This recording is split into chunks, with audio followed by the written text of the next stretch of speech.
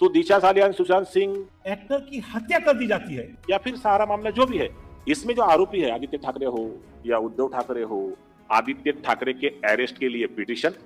सुशांत सिंह राजपूत वाले मामले में क्या उनके दोस्त बनकर कुछ लोगों ने पीठ में छुरा घोंप दिया उनके, और आखिरकार 44 कॉल एयू को, और आखिर एयू किसका दोस्त था, इन बातों को लेकर सवाल बहुत उठे। सीसीटीवी फुटेज कहाँ है, इन सारी बातों को लेकर आज हम बात करेंगे। पर उससे पहले आपसे अपील करेंगे, अगर आप इस चैनल पर नए हो तो वीडियो को लाइक करना, वीडियो को शेयर करना और चैनल को सब्सक्राइब करना बिल्कुल मत भूलना। यहाँ पर आपको बता दिया जाए कि सुशांत सिंह राजपूत वाला मामला जो चल तो रहा है 3.5 साल से, इस मामले में कई बड़ी बड़ी एजेंसी जांच करने आई, ईडी हो, सीबीआई हो, एनसीबी हो, पर एजेंसीज की जांच करने के बाद इस मामले में क्या कुछ निकल के आया, फिलहाल तो अभी तक इन्वेस्टिगेशन चल रही है, मामला मिस्टीरियस बना हुआ है, पर कोई भी इस पूरे मामले में अब सवाल नहीं उठाता है, सिर्फ सुशांत सिंह राजपूत के फैंस के अलावा। कुछ पत्रकार हैं जो आज भी सवाल उठाते हैं, पर बहुत सारे पत्रकार हैं तो शांत हो चुके हैं। अभी मामले की जांच चल रही थी कि इस मामले में जनता की अदालत में एक बड़े जज सामने निकल के आते हैं, बड़े एडवोकेट सामने निकल के आते हैं, नीलेश ओझा जी। वो सवाल उठाते हैं, जनता की आवाज़ को सुनते हैं, कई सारे सवालों को जानते हैं, जिसके बाद कहा जा रहा है कि वो अपना यहाँ पर बयान रखते हैं, अपनी बातें रखते हैं, जिसमें वो साफ साफ कहते हैं कि इस मामले में गड़बड़ बहुत है, ये मामला तो सिंपल तो नहीं है, इस मामले में बहुत बड़ी गड़बड़ है, 302 का मामला लगता है। कई सारे वो सवाल उठाते हैं इस पूरे मामले को लेकर, पर उसी के बीच एक सवाल और उठता है कि 44 कॉल किसकी आई, और यहाँ तक कि 44 कॉल में एयू कौन था, और सीसीटीवी फुटेज कहाँ थी, क्यों आखिरकार जांच सही से नहीं हुई, क्यों पिकनिक स्पॉट बना दिया गया, क्यों फ्लैट सील नहीं हुआ, ये तो सवाल बहुत बड़े थे। यहाँ तक कि बात करें तो एक बड़े शख्स निकल के आए थे जो कूपर के स्टाफ थे, और उनका कहना था कि सुशांत के पैर की हड्डी टूटी थी, चोटों के निशान थे।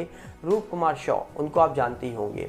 पर इससे एक और बड़ा सवाल ये उठता है कि आखिरकार रिया चक्रवर्ती ने हाल ही में इंडिया टुडे को एक इंटरव्यू दिया, जहां पर इंडिया टुडे के कॉन्क्लेव में वो पहुंचती हैं और वो बोलती कि हाँ मैं विच हूँ, हाँ मैं चुड़ैल हूँ, अगर मैं सोसाइटी के अगेंस्ट काम करती हूँ तो मैं चुड़ैल हूँ, मैं गलत हूँ।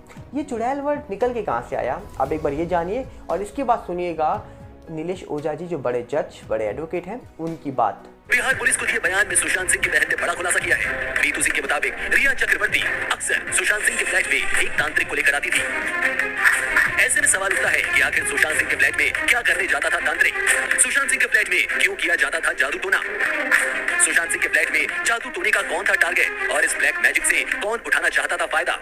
सुशांत को इस तांत्रिक के जरिए एक ताबीज दी गई थी। सुशांत सिंह के पर्सनल स्टाफ और रसोई ने भी इसकी पुष्टि की है। तो आखिर क्या है सुशांत सुसाइड केस में ब्लैक मैजिक का एंगल? सुशांत पर रिया चक्रवर्ती कौन से तंत्र मंत्र वाली साजिश रच रही थी? सुशांत सिंह के बैंक अकाउंट की डिटेल सामने आने के बाद इस मामले में एक बहुत बड़ा खुलासा हुआ है। सूत्रों के मुताबिक सुशांत के अकाउंट से जादू टोने के लिए पैसे निकाले गए, लाखों रुपए का लेन देन किया गया। सुशांत सिंह के बैंक अकाउंट की डिटेल से जो जानकारी सामने आई है उसके मुताबिक पूजा के नाम पर खाते से 2 लाख रुपए की रकम निकाली गई। साल 2019 में 4 बार खाते से रुपए निकाले गए। 14 जुलाई 2019 को पूजा सामग्री के नाम पर 45,000 रुपए निकाले गए। 2 अगस्त 2019 को पूजा सामग्री के लिए 86,000 रुपए निकाले गए। 8 अगस्त 2019 को पूजा कराने वाले पंडित को 11,000 रुपए का पेमेंट किया गया।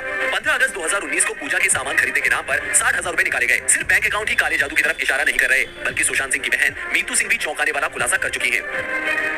अब सवाल यह है कि आखिर रिया चक्रवर्ती ब्लैक मैजिक के जरिए क्या हासिल करना चाहती थी? रिया चक्रवर्ती का मकसद क्या था? सुशांत सिंह राजपूत की बहन नीतू सिंह ने आरोप लगाया कि रिया चक्रवर्ती सुशांत सिंह पर काला जादू कर रही थी। रिया अक्सर एक तांत्रिक को लेकर सुशांत के फ्लैट पर आती थी और सुशांत के इलाज के नाम पर उससे ये सब कराया जा रहा था।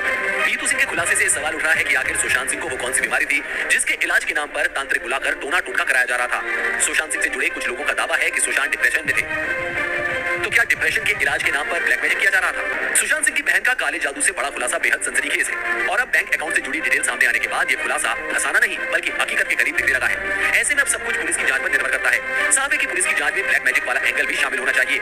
इसी दौरान मीतू सिंह ने जादू टोने का जिक्र किया। मीतू सिंह के मुताबिक फ्लैट में ब्लैक मैजिक की बात सुशांत के हाउस हेल्पर ने उन्हें बताई थी। मीतू का आरोप है कि रिया चक्रवर्ती ने सुशांत सिंह पर काला जादू किया। रिया एक तांत्रिक को लेकर सुशांत के फ्लैट पर आती थी और इलाज के नाम पर जादू टोना करती थी। मीतू सिंह के मुताबिक सुशांत सिंह के इलाज के नाम पर उससे ये सब कराया जा रहा था। खुद रिया की मैं उस तांत्रिक को लेकर सुशांत के फ्लैट पर जाती थी, फिर सुशांत के कमरे में घंटों पूजा पाठ किया जाता था। जब भी तांत्रिक घर पर आता, सुशांत के दोस्त सिद्धार्थ और बाकी लोगों को घर से बाहर कर दिया जाता। ये सारी बातें सुनने के बाद आप सोच रहे होंगे कि पहली वीडियो में मैंने क्यों आपको दिखाया कि रिया चक्रवर्ती ने ये बोला कि वो अपने आप को ये मानती हैं, जैसा लोगों ने उनको बोला, वो इसलिए क्योंकि वो कहते हैं कि सोसाइटी के मैं अगेंस्ट खड़ी हूँ या सोसाइटी के अगेंस्ट काम कर रही हूँ और लोग मुझे गलत बोलते हैं तो बोलने दीजिए, मैं मानती हूँ, चलिए मैं चुड़ैल हूँ, वो ये तक कह देती हैं। पर वहीं पे लोगों ने उनको ये क्यों बोला, ब्लैक मैजिक वाला शब्द उनके लिए क्यों यूज़ किया गया, क्योंकि जब ये मामला बहुत तेज़ी से बढ़ रहा था सुशांत का, तब 2020 में रिया की एक नेबर थी जो निकल के आती है, जो कहती है ब्लैक मैजिक होता था घर में। उसके बाद ये मामला सामने निकल के आया, जिसके बाद बहुत तेज़ी से ब्लैक मैजिक वाली बातें उठ के आ गई सामने। पर इसी के बाद अगर हम बात करें तो हाल ही में नीलेश ओझा जी ने जब एयू को लेकर बात करी, 44 कॉल को लेकर बात करी, रिया को लेकर बात करी, तो उन्होंने क्या बोला वो भी आपने सुन लिया। तो बहुत सारी चीज़ें हैं जो इस पूरे मामले को लेकर सवाल उठते हैं, बहुत सारी चीज़ें हैं जो इस पूरे मामले को लेकर सामने निकल के आती हैं। पर देखने वाला विषय होगा कि इस पूरे मामले का सच कब निकल के आएगा सामने, क्योंकि सवाल तो बहुत सारे हैं इस पूरे मामले में, पर उन सवालों के बीच में आज भी मैक्सिमम लोग शांत दिखाई देते हैं। सोशल मीडिया में कई सारी चीज़ें हमको देखने को मिल जाती हैं, पर वहीं सोशल मीडिया ने सुशांत केस को आज तक जीवित रखा है। बहुत सारे लोगों का ये भी कहना था कि मामला आज नहीं तो कल ठंडा हो जाएगा, लोग फालतू में आवाज़ उठा रहे हैं, पर ऐसा हुआ नहीं। क्यों? क्योंकि सुशांत के फैंस आज भी एक्टिव हैं, आज भी जीवित हैं और आज भी वो बात करते हैं कि इस पूरे मामले का कई बड़े सच हैं जो सामने निकल के जरूर आएंगे। आपको क्या लगता है? आप अपनी राय कमेंट्स रखिएगा। हम मिलेंगे बहुत जल्दी और साथ में आपसे अपील करेंगे, अगर आप इस चैनल पर नए हो तो वीडियो को लाइक करिए, वीडियो को शेयर करिए, चैनल को सब्सक्राइब करना बिल्कुल मत भूलिएगा। और साथ में हमारा नया चैनल सागर पिल्ला रिव्यू के साथ भी जुड़ जाइए, जिसका लिंक आपको डिस्क्रिप्शन में मिल जाएगा। और साथ में हमारा फेसबुक का भी नया चैनल है, जिसका लिंक आपको डिस्क्रिप्शन में मिलेगा, उसके साथ भी जरूर जुड़िएगा। मिलते हैं बहुत जल्दी। नमस्कार, जय हिंद।